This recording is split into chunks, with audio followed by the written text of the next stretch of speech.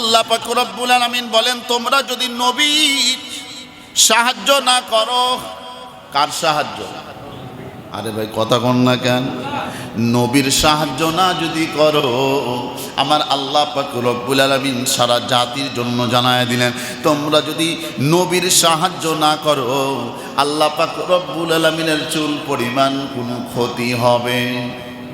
আল্লাহর কি কোনো ক্ষতি হবে? আল্লাহর ক্ষতি হবে না।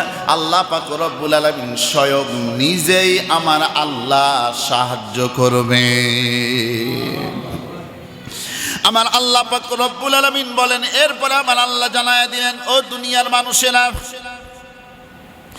যারা আমি আল্লাহর নবীর পথে আসবে না, আমি আল্লাহর নবীর পথে যারা চলবে না, আমি আল্লাহর নবীর কাজগুলো যারা করবে না, আমি আল্লাহর নবী মুহাম্মদুর রাসূলুল্লাহ সাল্লাল্লাহু আলাইহি ওয়াসাল্লামের আদর্শ যারা গ্রহণ করবে না, যারা কাফেরদের আদর্শ গ্রহণ করবে, আমার আল্লাহ পাক রব্বুল আলামিন তাদের ব্যাপারে বলেন, তাদের হাসর নাসর হবে সে কাফেরদের সাথে।